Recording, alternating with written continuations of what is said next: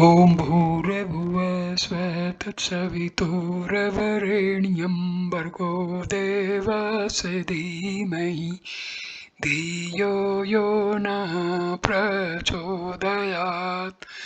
ॐ शान्ति शान्ति शान्तिः. Namaste my dear friends, this is video number 2 on self knowledge. Knowing the self is the most important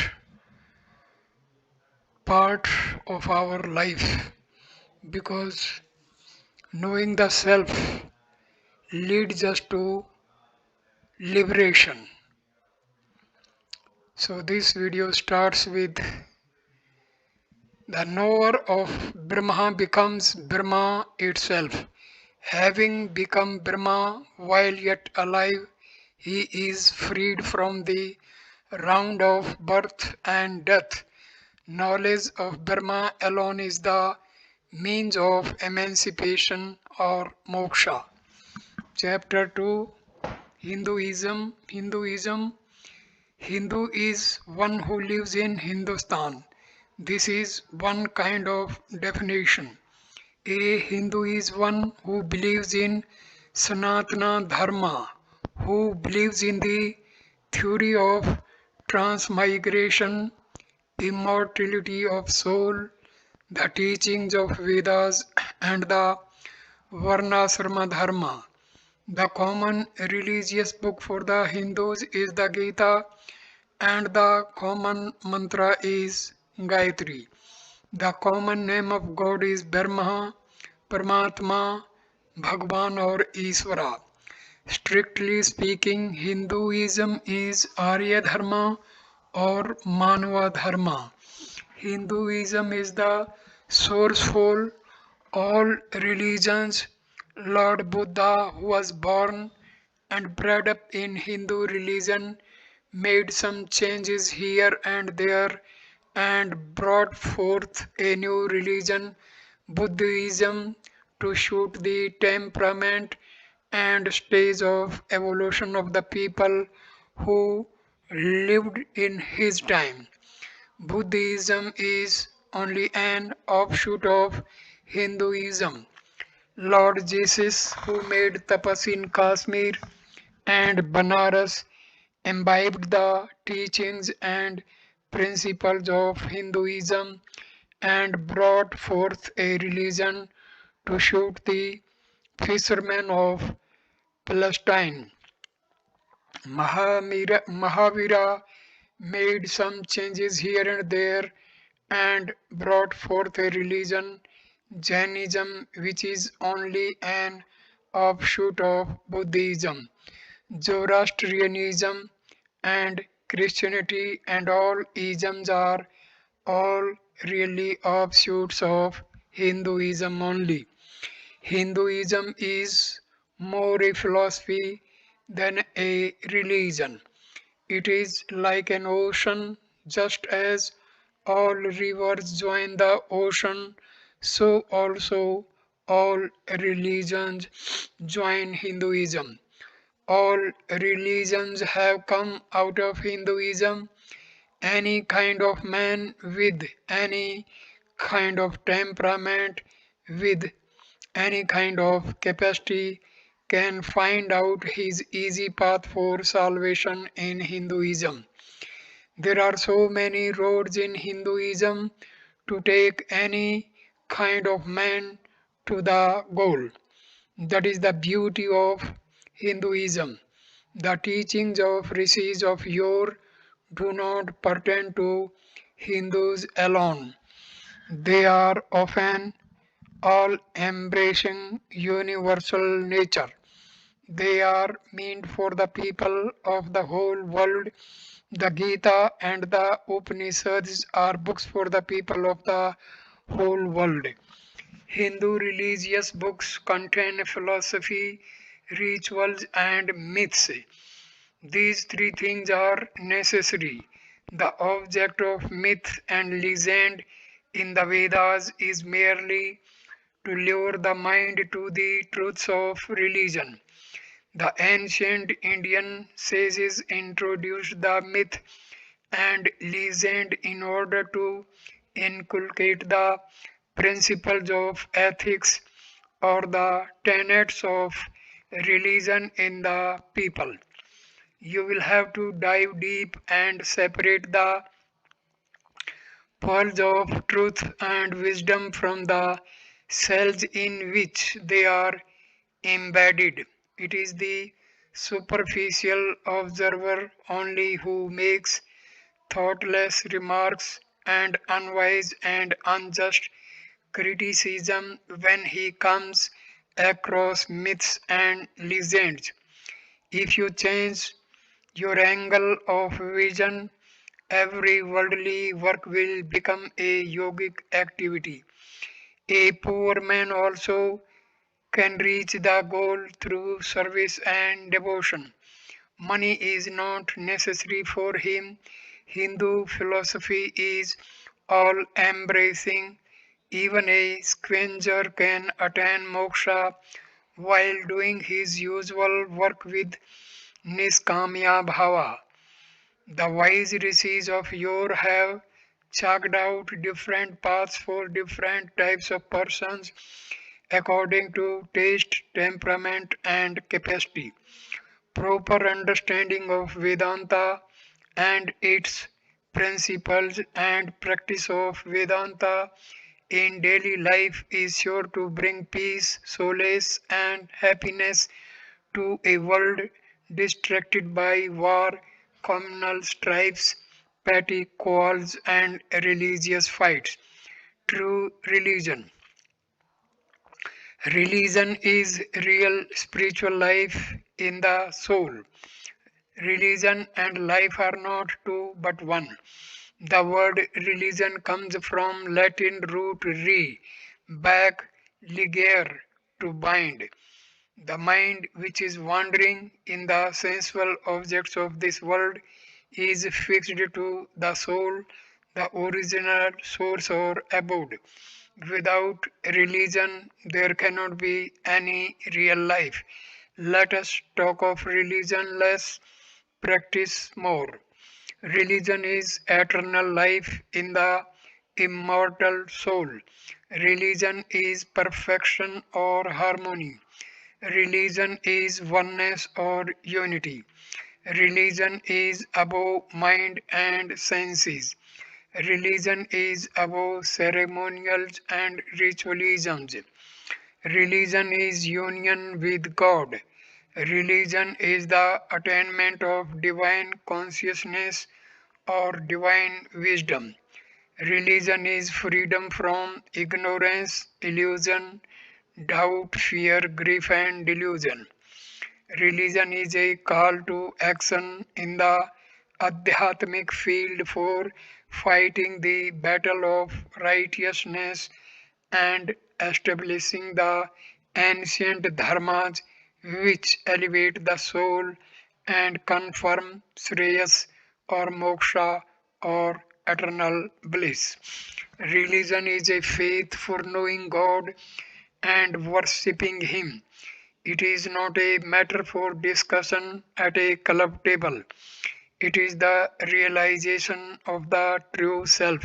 It is the fulfillment of the deepest craving in man. Therefore, hold religion as the highest prize of your life. Live every moment of your life for its realization. Life without practical religion is real death. Religion is one, real religion is practical. Real religion is the spiritual life beyond senses. Real religion is realization of Atma. Real religion is feeling God, seeing God, and talking to God. Friends, why do you try to convert a man? There is only one religion on the surface of this earth. That one religion is the religion of love. Conversion is a great social evil. This is the chief and potent cause for communal troubles and disturbances. He who attempts to convert another is unwise. He sows the seed for riots and disturbs the peace of the land. Why do you fight about petty dogmas of different cults? The essentials of all religions are the same. Why do you fight about non essentials? Do not lose sight of the core or essence of religion. Take the juice and throw off the rind and the skin of the fruit. Take the kernel and throw away the shell. Develop absolute tolerance. You cannot grow if you are not tolerant. Embrace all cults, all religionists, all sects in your fold. You will have unbounded joy, peace, and power. Annihilation of egoism and likes and dislikes, realization of the self, love for all beings, selfless service of humanity with Atma Bhava. This is the essence of true religion. Religion is practical. Religion must become part and parcel of your daily life. Mere curiosity and a little bubbling, juvenile enthusiasm and emotion cannot help you much in your spiritual growth and evolution. Struggle and sustained efforts are needed. Religion is the science of life. It teaches us to live in God and attain immortality. It helps us to enter the realms of eternal bliss and unceasing peace. It removes the veil of ignorance and enables us to realize the sublime vision of unity of self. Some say that religion is a luxury. Those who say that religion is a luxury are sunk in ignorance and worldliness. How can a man live without religion? Religion only enables him to get rid of delusion, sorrow, pain, and death, and shows him the way to attain the summum bonum or the abode of immortality. Through religion alone, he can become perfect and faultless. Glory of Mother India. India is a spiritual country. India never conquered territories or annexed dominations. Military conquest was not her ambition. She wanted her children to have Atma Swarajya or absolute independence. She does not call upon them to rule over others. She wants them to have conquest over internal and external nature. She wants them to possess brilliant divine virtues, moral stamina, and inner spiritual strength born of wisdom of the soul. Ahimsa is her weapon to have spiritual conquest and the conquest of the minds of others. People of India have self realization as their goal. They do not care material prosperity and advancement. They want yoga or communion with the Lord. They practice ahimsa, satya, brahmacharya. They wish to enjoy the eternal bliss of the absolute. They are always ready to renounce worldly possessions in order to possess or realize the inner Atma or Brahma. They will sacrifice anything and everything in order to attain the immortal Atma. They are always spiritually minded. India is the land of yogis, rishis, and sages. How charming is the Himalayan scenery! How sweet is Mother Ganga! How soothing and elevating are their vibrations! How soul stirring is the company of the yogins! How beautiful and lovely is Rishikesh with Yogins, Ganga and Himalayas. If you want to practice yoga, come to India and stay in Rishikesh. Enjoy the peace of solitude, realize the bliss of the soul, meditate in silence, enter the stupendous silence. May you become a yogi. Great souls are born in all parts of the world, but the number of great souls is greater in India than in any part of the world. This is the characteristic features of India. Hence, India is called the land of rishis and sages. India is a land of yogins, rishis, sages, and seers. India is the land that has produced many acharyas or spiritual preceptors like Sri Sankara, Sri Ramanuja, many saints like Kabir, Ramdas, Tukaram, Goranga, Mahaprabhu, many yogins like Jnana Deva, Gorakhnath, many sages like Dattatreya, Sadasiva, Brahma. Even now, sea abounds with sages and great souls. You cannot find sandal trees in all forests. You cannot find pearls in all seas. You cannot find gold in all parts of the earth. You cannot find sages in all parts of the world. Hail India, the beautiful land of saints, yogins and rishis, which contains sacred rivers Ganga, the Jamuna, the Godavari, the Indus and the Kaveri, and the magnanimous Himalayas. Hail Bharatvarsha, the land of ancient glory, the sacred land trodden by the holy feet of Sri Rama, Krishna, Vyasa, Sankara, Dattatreya, Patanjali, Maharshi, and others. Hail, hail, Aryavarta, the sweet home for practicing tapas and yoga, which still abounds with rishis, yogins, and sages.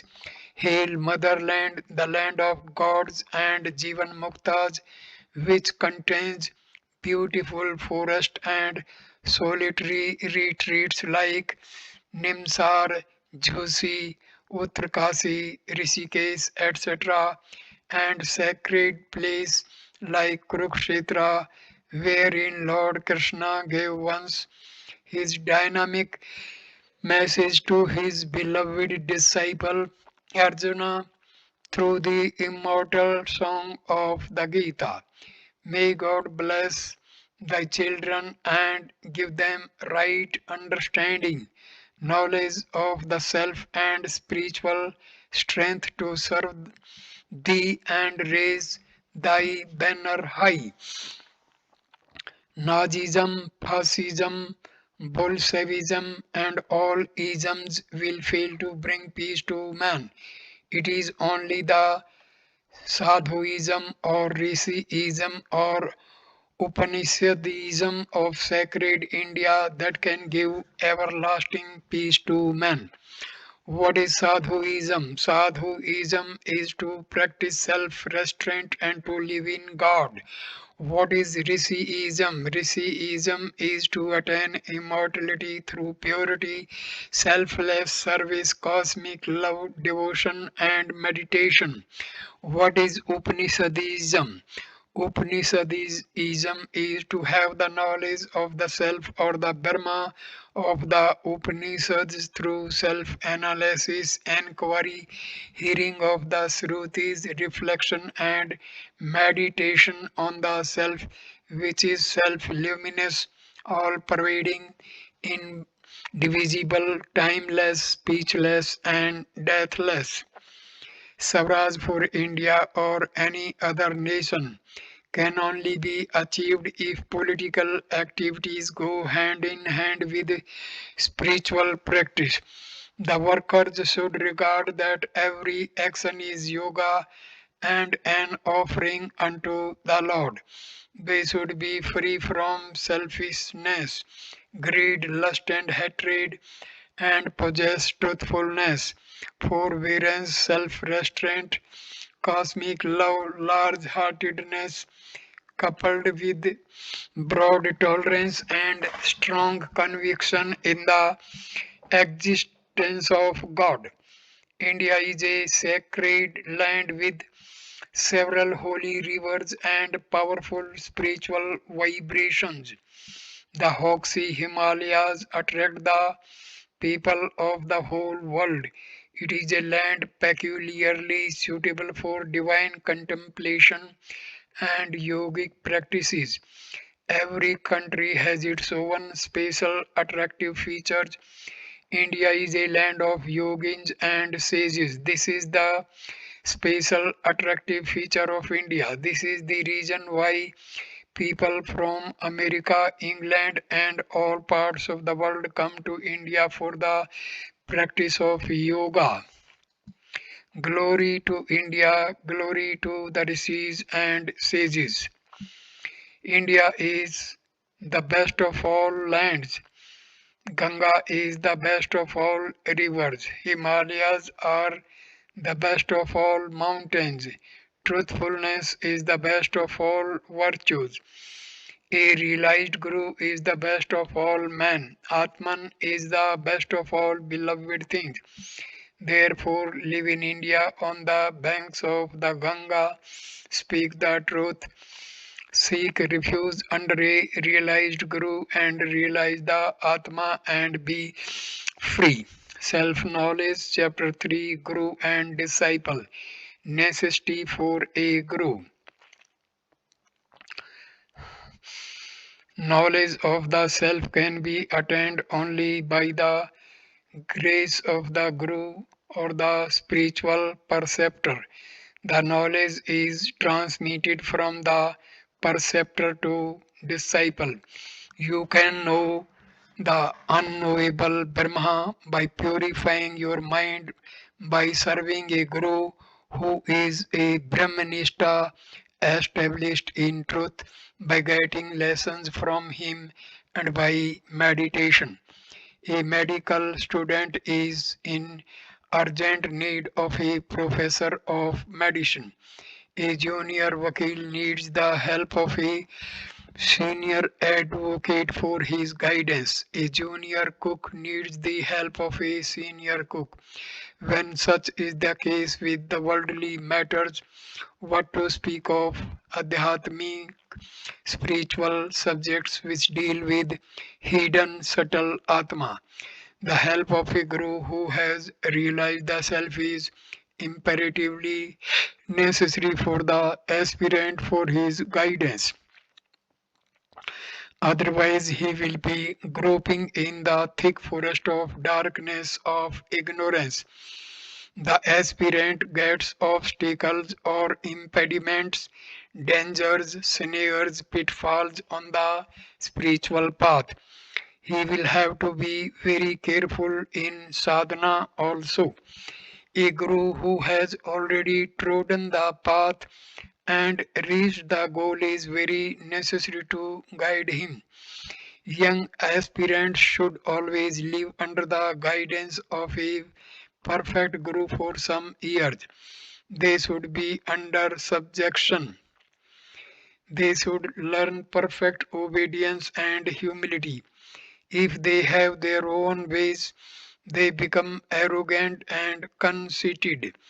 They do not make even an iota of progress in spirituality. In nature, no two trees are alike, no two leaves are alike, no two persons are alike, no two vibrations are alike, no two temperaments are alike, no two minds are alike. Therefore, there are various ways for controlling the mind to suit people of different temperaments. Each can have his own way of sadhana. For yourself, if you are not able to chalk out the path, get it from a guru or preceptor. Learn yoga under a guru, then only you will be able to understand the subtle points of yoga. He will inspire you when you are depressed, will remove your doubts when you come across stumbling blocks on the path, and show you the right path because he has already trodden the path himself. If you are sincere and earnest, the Guru's grace will flow to you like Teladhara, a continuous flow of oil. He will infuse energy, love, wisdom, and spiritual current if you have true receptive attitude, sincere faith, and devotion to Him. Now stick to one path and one Guru. Do not waver. Be patient. Be sincere. Aspirants do not possess unshakable faith in the Guru or Shrutis. They have half or a wavering faith. That is the reason why they fail in attaining success in yoga or jnana. The Lord and the Guru are both one. Try to see the Lord in your Guru. Then only you will have progress in the spiritual path. Then only you will attain self realization. If you try to see defects in your Guru, you will not be benefited in the least. Guru is your father, Guru is your mother, Guru is your savior, Guru is your sole refuge and sport. Therefore, revere your Gurus as the Lord Himself. The real aspirant should drink the Charnamrita of his Guru, should take the Guru's Uchistha, should meditate on the form of his Guru as Brahma himself, and should do japa of his Guru mantra constantly. Then he will have self realization easily. The duty of a soldier is to obey implicitly the commands of the commander. He must not question anything. Even so, the duty of an aspirant is to obey implicitly the orders of his Guru. Then only he can grow quickly in the spiritual path. He who is devoted to his Guru and has done Upasana can only comprehend the depths of the teachings of the Vedanta. You will find also in Svetasvatara Upanishad, whoso hath highest love for God and for the Guru as for God, to that Mahatman the truths here taught shine in full. Section 6 stanza 23. The teachers in this world is the teachers in this world is said to be of three kinds, which the one who commands, the one who imparts knowledge, and the supreme one who gives release. The one who commands shows the way. The one who imparts knowledge teaches the supreme place, and the one who gives release reveals the supreme truth, knowing which you will attain immortality. The people, after crossing a river, wanted to see whether all the passengers were alive, but each of them counted all the nine others except himself and found that one was missing, and all began to weep bitterly for the loss of one of them. At last they were disillusioned by someone telling each of them that the reckoner himself was the tenth. Just as the iron filings are magnetized in the presence of a magnet, so also aspirants are magnetized when they are in close contact with their masters or gurus. Just as iron is transmuted into gold by the touch of philosopher's stone, so also persons with evil tendencies are transmuted into veritable saints when they come in close contact with sages and yogins. When a guru is in the physical body, he can help the aspirants and disciples more. If the disciple has faith in his guru, he will help him even after he has abandoned his physical body. Sri Sankara, the propounder of the Advaita philosophy, Sri Dattatreya, Sri Gyandeva of Alandi even now bless the aspirants who have devotion unto them. They have no body on earth but yours, no hands and feet but yours. Yours are the eyes through which they behold this universe. They move about through your feet and do good to the world. Guru and disciple. One who is versed in Vedas, who has knowledge of Brahma, who has a balanced mind, who is an ocean of mercy, and who is able to remove the doubts and avarna of the aspirants is a real guru.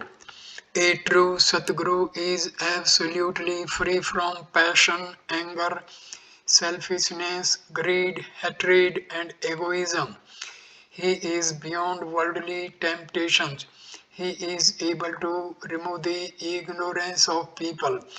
He can clear any kind of doubt.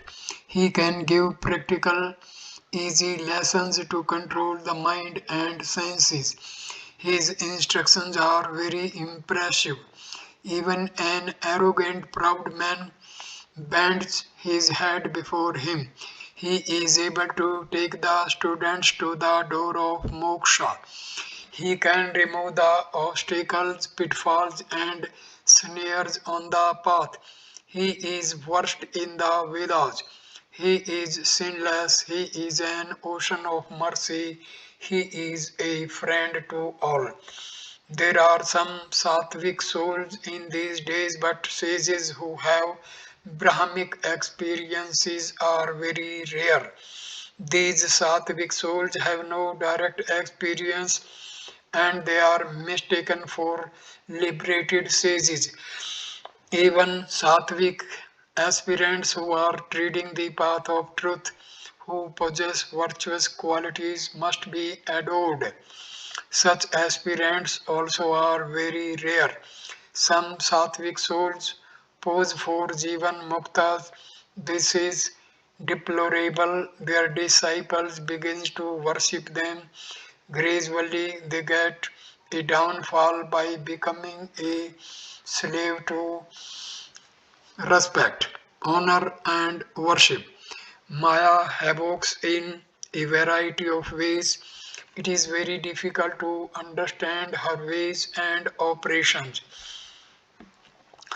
Doubtless, there is dearth of genuine gurus, but there is still more dearth of genuine disciples also. Aspirants complain we cannot get good gurus in these days. Gurus also complain we do not get good disciples these days. Who is right? Who is wrong? The lower court cannot decide this point. The matter will have to be assuredly placed before the Privy Council of Gyanis. Can a patient gauge the merits of a doctor as soon as he enters the consultation room? Ignorant disciples who have not even an iota of experience in the spiritual path at once begin to test and examine the gurus.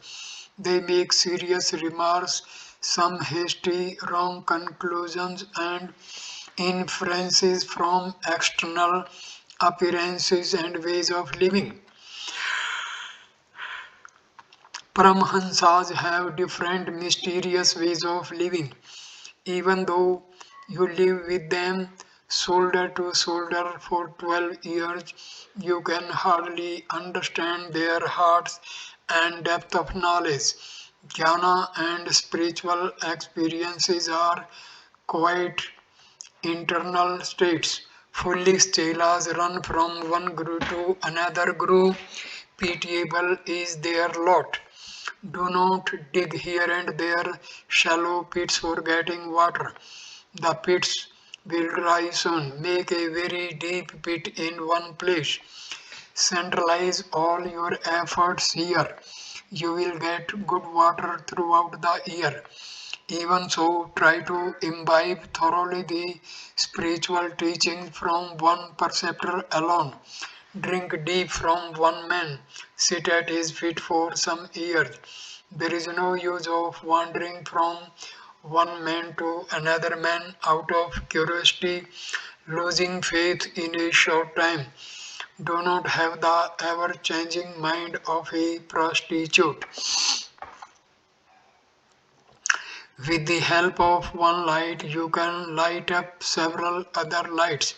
Even so, a realized soul can make several others to realize God, provided they are in a fit condition to receive the light imparted by Him. Therefore, serve your preceptor with great devotion. Out of compassion on you, one day or other, He will enlighten you. He will lift you up. Wait patiently, surrender yourself unto Him completely. He alone who sits at the lotus feet of a preceptor, who has knowledge of the self and who is also well versed in scriptural knowledge, is able to grasp the truth. In the Gita also, chapter 4, stanza number 34, Lord Krishna says, know it by means of prostration to the Guru, interrogation and service. The wise who have cognized the truth will instruct thee in that knowledge of the soul, self. Initiation into the mysteries of Brahma will fructify only in that disciple's mind who is desireless and will produce jnana in him. It takes a long time for the charcoal to catch fire, but gunpowder can be ignited within the twinkling of an eye. Even so, it takes a long time for igniting the fire of knowledge for a man whose heart is impure. But an aspirant with great purity of heart gets knowledge of the self within the twinkling of an eye, within the time taken to squeeze a flower by the fingers. Unless you are pure, you will not be able to realize the true greatness of a liberated sage. When he appears before you, you will take him for an ordinary man only and you will not be benefited. You will try to find out defects in him on account of your fault finding nature. Dosa Drishti. Even if Lord Krishna or Sri Sankara remains with you, he will not do anything for you unless you are fit to receive him, unless you are ready to receive the spiritual instructions. It is quite true that mere grace of a guru, his touch, sight, or sankalpa can work wonders. But that does not mean that the disciple should sit idle. Guru will show the path and remove obstacles, snares, and pitfalls.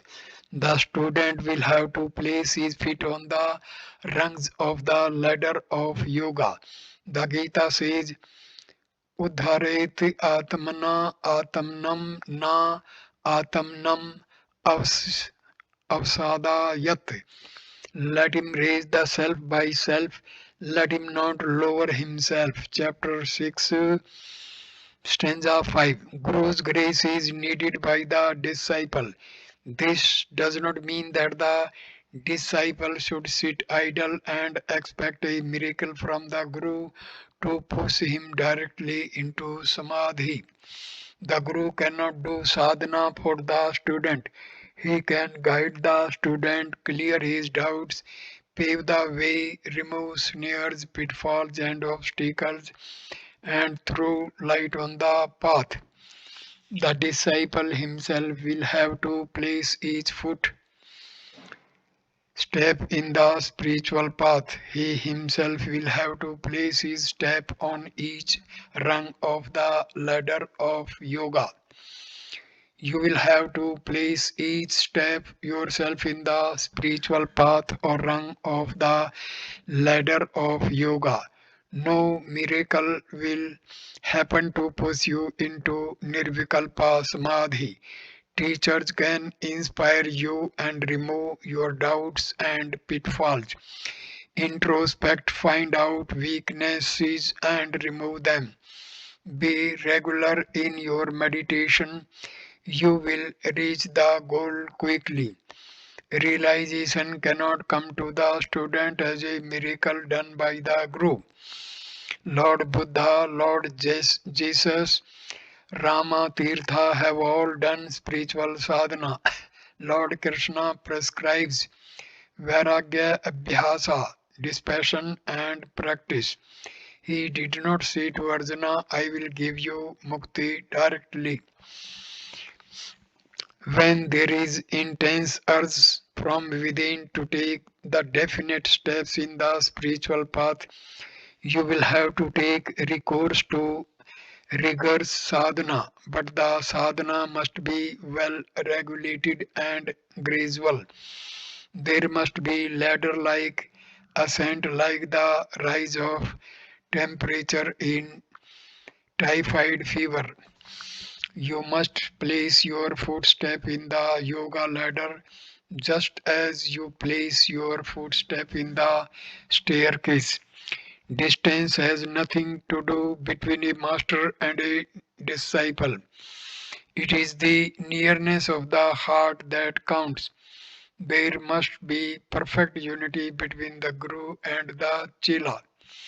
Then only the disciple will be immediately benefited.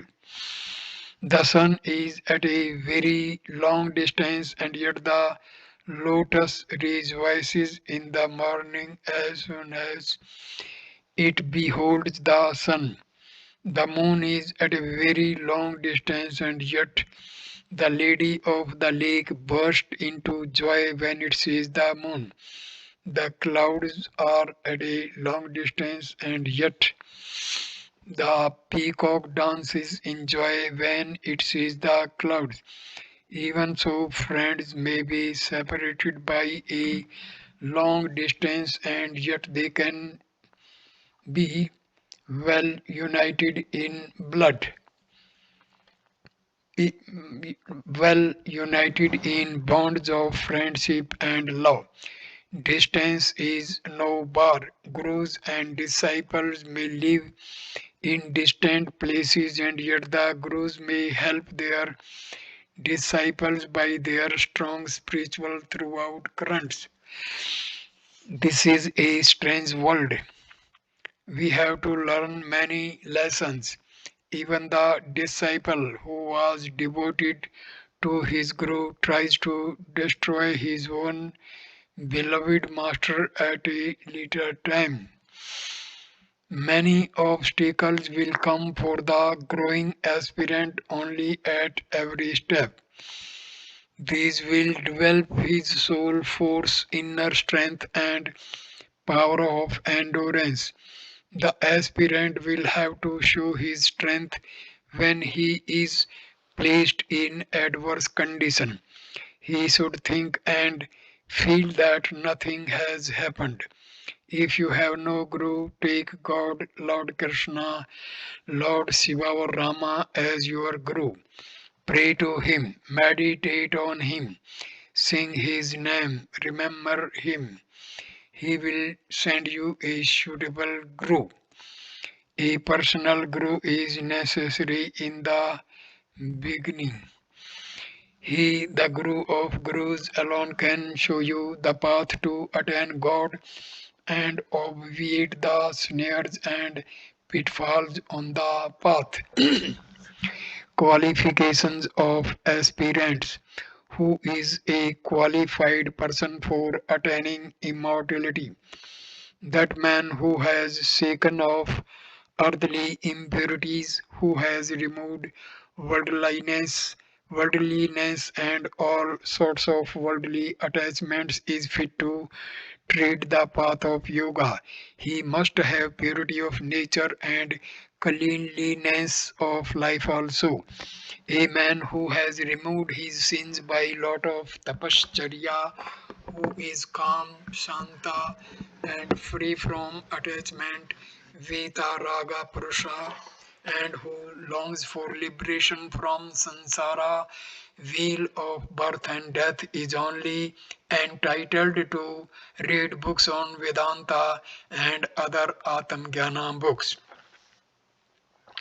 Those spiritual aspirants who have destroyed their sins by severe tapas, austerities, who possess a tranquil mind, who are free from attachment of all sorts, who have controlled the Indriyas, who have intense faith in Guru and Shrutis, and who long for liberation are fit for the attainment of Jnana, knowledge of the self. They are adhikarins to approach Brahmanishta Guru for getting instructions. Here we have vairagya with the world and its objective, and prema, love with God and spiritual sadhana. The way of the enlightened sage is sinless. The way to liberation of freedom of perfect happiness and peace is through perfect purity of mind and heart, of every act of character and life, through self restraint and control of mind, and through regular meditation on the pure, self luminous, indivisible, all pervading Atman. Even if there is a small white patch, leukoderma, on the face of a young damsel, it certainly mars her beauty. Even so, even if there is a small defect in an aspirant, it undoubtedly spoils his character and life. An aspirant should be absolutely free from all kinds of weaknesses and faults. He should be an ideal person endowed with all virtues. Direct realization of the self is a means to liberation. He who is endowed with the four means of salvation will be able to realize the self. One can acquire these four qualifications: viveka, vairagya, sadsampat, and mumukshva by following strictly the duties of his own caste and order, by tapas and selfless service, by propitiating his own Ishta Devata or tutelary deity, and serving his Guru. You cannot do tailoring without scissors, needle, and thread. You cannot dig the earth without a spade. Even so, you cannot attain Brahma Jnana without possessing the four means: discrimination, dispassion, sixfold virtues, and yearning for liberation. The teachings of Vedanta can enter the mind of that person who has attained purity of heart by performing selfless service or niskamya karma yoga. Even an avatar will not help you unless you possess these qualifications of an aspirant: santo, vitaraga, nispriya, sravasanga, pratyaga, astika, sadachara, jitendriya, real sustained vairagya, strong determination, patience, perseverance, obedience, humility, etc. The preliminary qualification for a student of Vedanta is an earnest desire to search for the truth. He must always keep alive this desire for truth. It is the fundamental prerequisite for an aspirant. If one has this qualification or merit, all merits will cling to him. All good qualities will come by themselves. Then alone he will be able to tread the path of truth easily. Manustaiva, human birth, mumukstva, keen yearning for liberation, satsanga, company of sages, service of Guru, hearing of Srutis, reflection, and constant, protracted, and profound meditation are necessary for the attainment of salvation. Faith, dispassion, self restraint, one pointedness of mind, purity of heart, devotion, desire for liberation, and meditation are the immediate factors of liberation for the aspirant. He who is endowed with these qualities attains immortality and knowledge. Absence of egoism, development of good qualities, cheerfulness, self surrender, absence of passion and anger, keeping up balanced mind at all times, facing honor and dishonor with the same feeling, aversion to sensual objects, heat and cold are some of the signs of the person who is on the path of realization. These are not to be achieved in a day or two. It is the work of years of ceaseless and protracted sadhana. In the spiritual path, there is no preference for graduates, masters of arts, or doctors of philosophy. University qualifications can hardly benefit a man in the rigorous path of truth.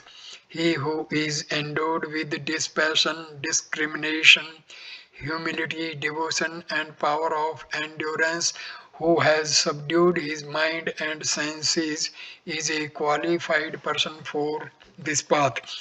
You are nowhere if you argue too much. The education of the present day induces a man to enter always into unnecessary discussions and controversies. He misses the goal, he only becomes a dry, talkative Pandit. The Guru will only impart spiritual instructions to that aspirant who thirsts for liberation, who duly obeys the injunctions of the Shastras, who has subdued his passions and senses, who has a calm mind and who possesses virtues like mercy, cosmic love, patience, humility, endurance, forbearance, etc. Uttama Adhikarins, first class aspirants only can have self realization within 3 days. Madhyama Adhikaris, middle class, should do rigor sadhana for a long time.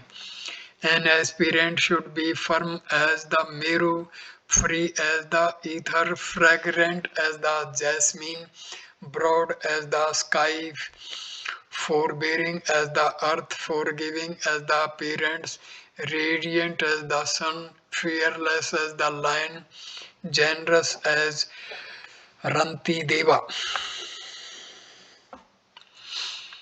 Live without the feeling of I-ness and attachment. Restrain the senses.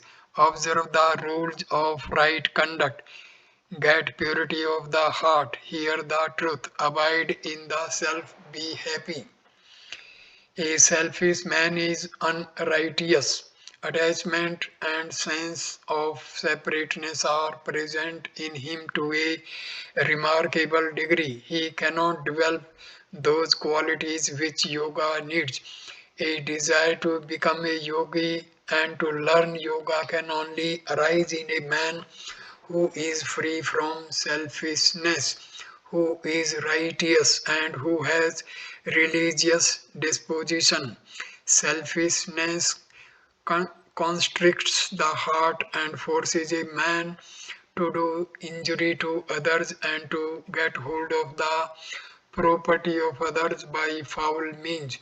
It is selfishness that prompts a man to do sinful acts.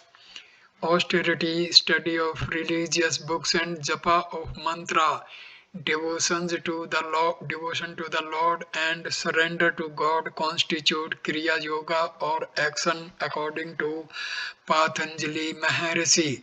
This is the first sutra in second chapter. Sadhana Pada. This is a yoga of discipline.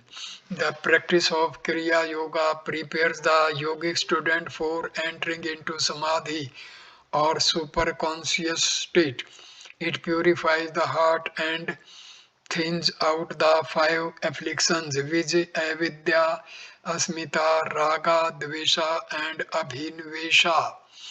Ignorance, egoism, love, hatred, and clinging to earthly life. The pure and the unselfish alone will be quite fit to receive the divine light and drink the nectar of immortality. If you fail to ask the wise what you know not, you will remain a dunce throughout your life. Sit at the lotus feet of your Guru with bhava and faith. Serve him with sincerity, humility, and love. Prostrate before him morning and evening. Clear your doubts, hear the Shrutis from him. Reflect, meditate, behold the supreme transcendental light of lights. Drink deep the wisdom nectar and attain immortality. You will have to do minor sadhana in purifying yourself before you are fit to approach any preceptor or guru. You must be in possession of the preliminary qualifications of an aspirant. The student of yoga should be abstemious in his diet. He should avoid laziness, ease, habitual languor, and excess of sleep. He should observe silence and occasional mild fast to ensure a good tone to his constitution. He should develop correct habits. He should check all sorts of ambitions and the countercurrents of the worldly desires by inquiry, thinking, and discrimination. He should say unto the deceiving mind, O mind, I know your tricks. I have got dispassion and discrimination now. Do not wag your tail now. I will clip it off mercilessly. I have learnt many lessons. It is only ignorance that makes a man to perfect a transient gains to permanent benefits. I do not want again these sensual enjoyments. They are like vomited matter for me. I have resolved to attain the free, everlasting fruits of yoga with eternal peace, infinite bliss, and supreme joy.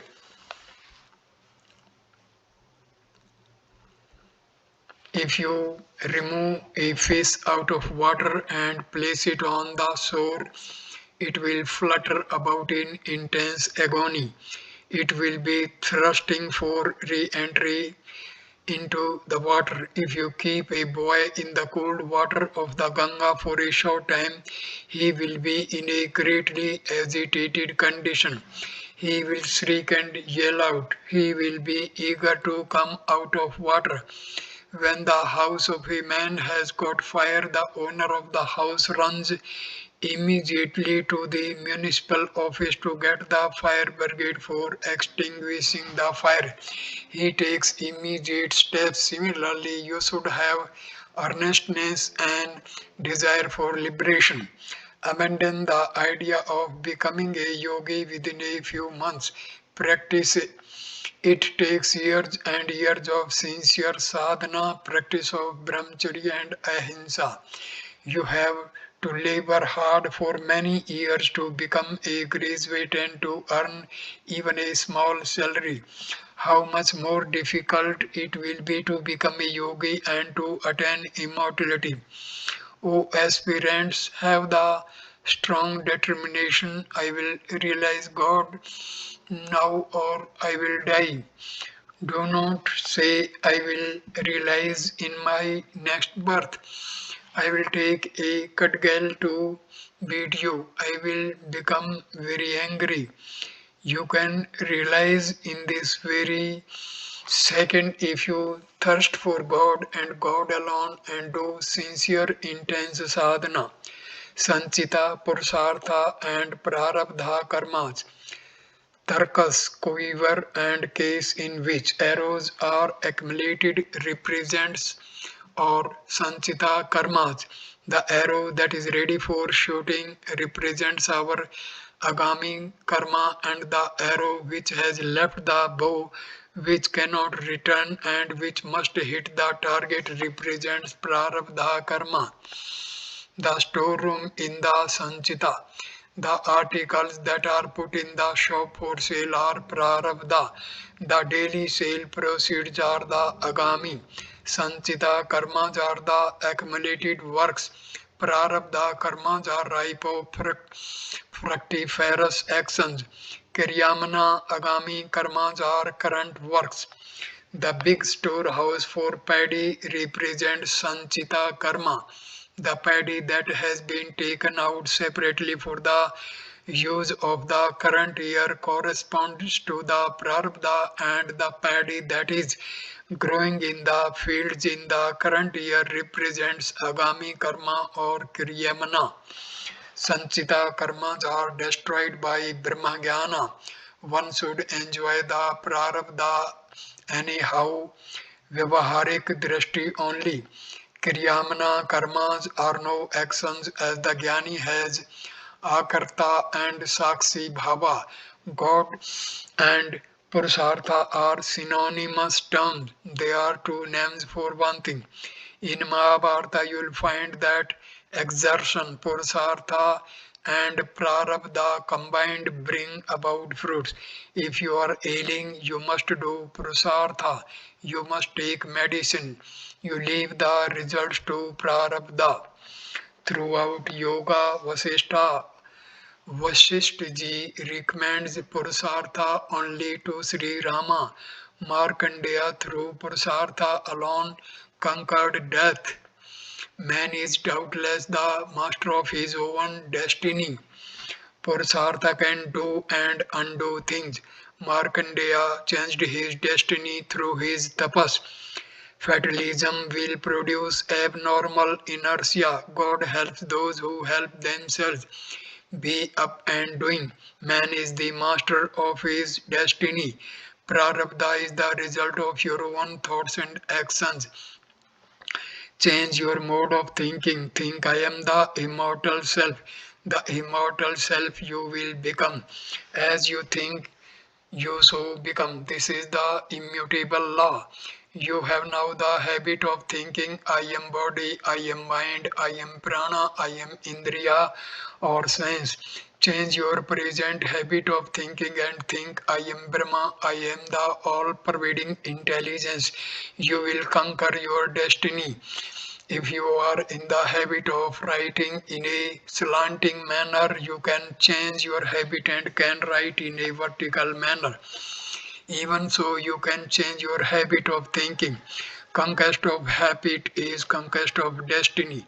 Fate or destiny is your own creation through your own karmas. You are the master of your destiny. Change your mode of thinking. Instead of foolishly thinking I am the body, think I am Atma, all pervading. Prarabdha can elevate anybody to any high level, even to Godhead. The life of James Ramsay MacDonald is worth mentioning. He was a man of great Purusartha. He rose from a poverty to poverty, from a field laborer to the Prime Minister of Britain. His first job was addressing envelopes for 10 shillings a week. He was too poor to buy tea, so he drank water instead. His main meal every day for months was a three-penny beef steak pudding. He was a pupil teacher. He took great interest in politics and science. He was a journalist. He gradually thought right exertion, Purusartha rose to the present position in life. Take care of your thoughts, then the actions will take care of themselves. Actions follows thoughts. Acts create habits. Habit create character. Character creates destiny. So your destiny is in your hands. Shut out all evil thoughts. Allow good thoughts. We are what our thoughts have made us and will be what they make us. You are not bound. You have got free will. You cannot change the experiences, the results of prarabdha, but you can change your future by right thinking and right action, and thus make your will pure and irresistible. You can attain self-realization with the help of dynamic will. The husk is natural to rice and the rust to the copper, yet they disappear through efforts made. Even so, anjana which clings to the jiva or ajnana which clings to the jiva or individual soul can be made to disappear through the ceaseless atmic inquiry. Destroy the avidya. May you rest incomparably firm in your own self. The man who advocates the theory of Purusartha says, am I a straw to be tossed about hither and thither? I can change my prarabdha. I will undo it by Vedantic practice. I have got a free will of my own. I will make it pure, strong, and irresistible. I will work out my salvation. I will become free myself.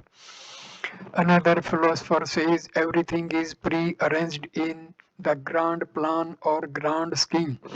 God knows the whole detail of evolution of a man from mineral life till he becomes a Jivan Mukta or a liberated soul. In reality, all is prarabdha only. We will have to preach Purusartha just to give an impetus for the man to work in right earnest. Otherwise, he will become slothful and dull. If a man succeeds in his attempt, he calls it Purusartha. He says, I really exerted much, I have succeeded. If he fails the same man says, what can I do, my friend? It is all prarabdha. Without him nothing can be done. Without God no atom can move, no leaf can wave in the air.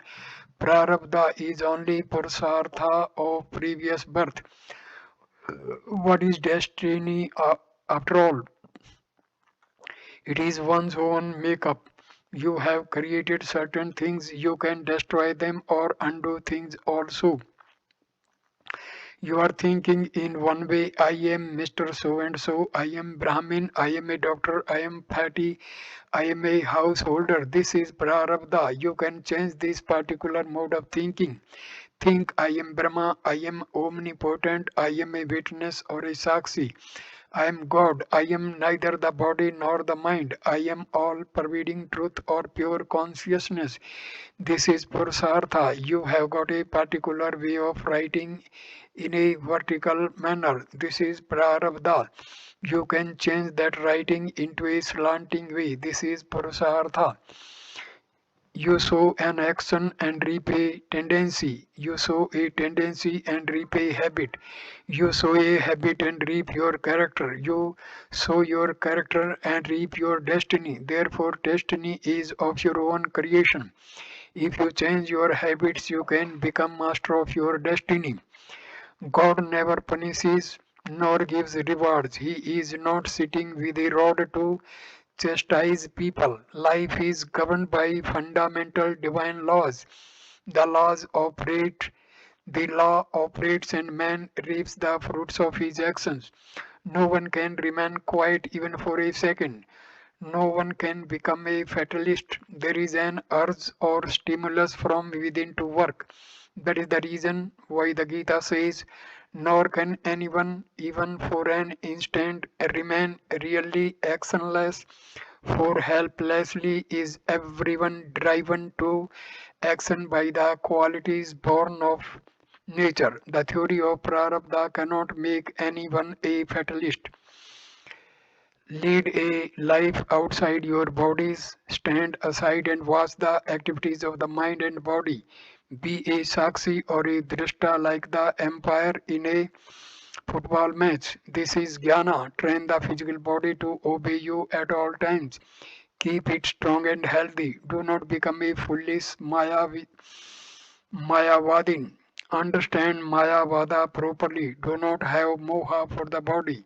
Be prepared to sacrifice it at any moment. When the divine call comes, sacrifice this body for a noble cause. This body is a boat or horse to take you to the goal or to cross the ocean of samsara. For, for a bhakta, it is all prarabdha only, for he is a man of self-surrender. He has to glorify the power of the Lord. For a Vedanti, it is all purusartha only, for he is a man of self-reliance. He has to glorify the power of his own strong will, Atambala. Both are correct from their own standpoint. Each soul must fulfill the divine law, karma, for gaining divine wisdom. Each soul must sit alone the gate. No one can push him in. The gurus can lead him up to the gate. Everyone must fight his battle of self purification, concentration, and control of mind. One philosopher says, how does Prasartha bring results? How does Prarabdha operate? It is very difficult to say. People ask, how is it that a good man is suffering in this world and a bad man is in an affluent state? The answer is that in this life the good and bad deeds of a former life are expiated. Just as just as there is prarabdha for the individual, so also there is prarabdha for the world also. This is collective prarabdha. There will be perfect peace and prosperity after commotion and agitation in the land.